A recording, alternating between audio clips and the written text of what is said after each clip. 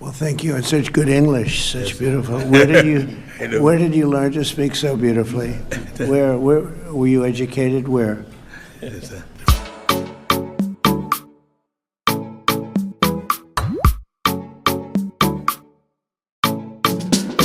Recent celebration of your 249th anniversary. We did in Liberia at your embassy.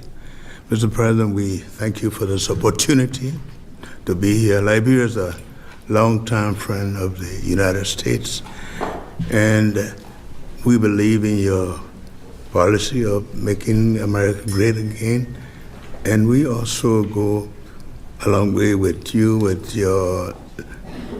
your diplomacy that has to do with economic development and commercial friendship.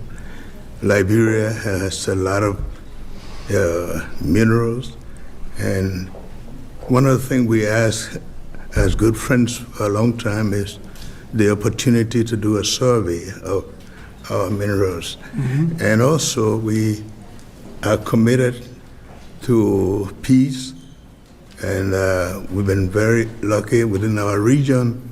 We are a country that have had series of democratic elections, and our country had been cooling down. And also, we want to encourage American involvement in the investment in Liberia. Yeah. We'd like to see that happen. We want to work with the United States in peace and security within the region, because we are committed to that. And we just want to thank you so much for this opportunity. Well, thank you, and such good English, such beautiful. Where did you learn to speak so beautifully? Where were you educated? Where? Yes, sir. In Liberia. Yes, sir. Well, that's very interesting. That's beautiful English. Sure. I have people at this table can't speak nearly as... U.S. President Donald Trump praised Liberian President Joseph Boakai for his strong grasp of the English language on Wednesday. But the African leader was educated in Liberia, where English is the official language. As he hosted 5 African leaders at the White House, Trump asked Boakai, "Such good English, it's beautiful.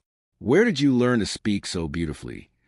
Boakai informed Trump of his place of education, prompting Trump to express his curiosity. "That's very interesting," he said. "I have people at this table who can't speak nearly as well." Liberia was founded in 1822 by the American Colonization Society, whose goal was to resettle freed slaves in Africa. The country declared independence from the American Colonization Society in 1847, and a variety of languages are spoken in the country today, with English being the official language. Several Liberians voiced their offense over Trump's comment to Boakai, given the U.S. president's past remarks on African countries and a colonial legacy left by the U.S. organization in Liberia. "I felt insulted because our country is an English-speaking country," Archie Tamil Harris, a Liberian youth advocate, told CNN. For him to ask that question, I don't see it as a compliment. I feel that the U.S. president and people in the West still see Africans as people in villages who are not educated. A Liberian diplomat who asked not to be named told CNN that they felt the comment was not appropriate. The diplomat added that it was a bit condescending to an African president who's from an English-speaking nation. Veronica meant a South African politician. Question on X: what stops Boakai from standing up and leave? ING. The White House press office defended Trump's statement on Wednesday. "I was in the meeting, and everyone was deeply appreciative of the president's time and effort. The continent of Africa has never had such a friend in the White House as they do in President Trump." Masad Boulos, the Trump administration's senior advisor for Africa, said in a statement to CNN. White House Deputy Press Secretary Anna Kelly said that Trump's comment was a heartfelt compliment and that reporters should recognize that President Trump has already done more to restore global stability and uplift countries in Africa and around the world than Joe Biden did in 4 years. Liberia's Foreign Minister Sarah Basil-Nieni told CNN that there was no offense from the Liberian president's perspective and that many people do not understand the linguistic borders or linguistic demography of the African continent. What President Trump heard distinctly was the American influence on our English in Liberia, and the Liberian president is not offended by that, Nieni said. We know that English has different accents and forms, and so him picking up the distinct intonation that has its roots in American English for us was just recognizing a familiar English version, she continued. Trump has previously applauded the English language abilities of other leaders during diplomatic meetings. During a press conference with German Chancellor Friedrich Merz, Trump complimented his good English and asked if it was as good as his German. Merz laughed and noted that he tries to understand almost everything and said he makes an effort to speak as good as I can. The U.S. president has centered the English language as part of this America First platform.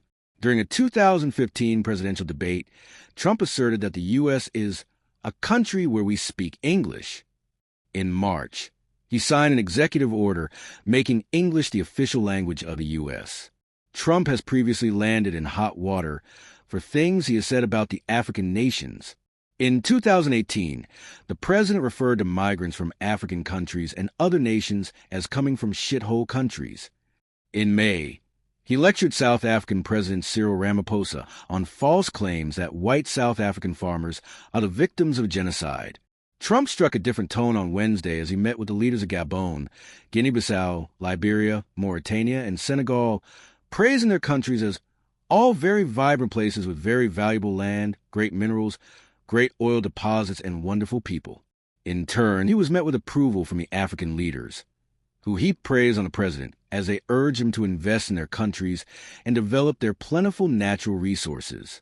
Boakai even remarked that Liberia believes in the policy of making America great again. Share your thoughts in the comment section.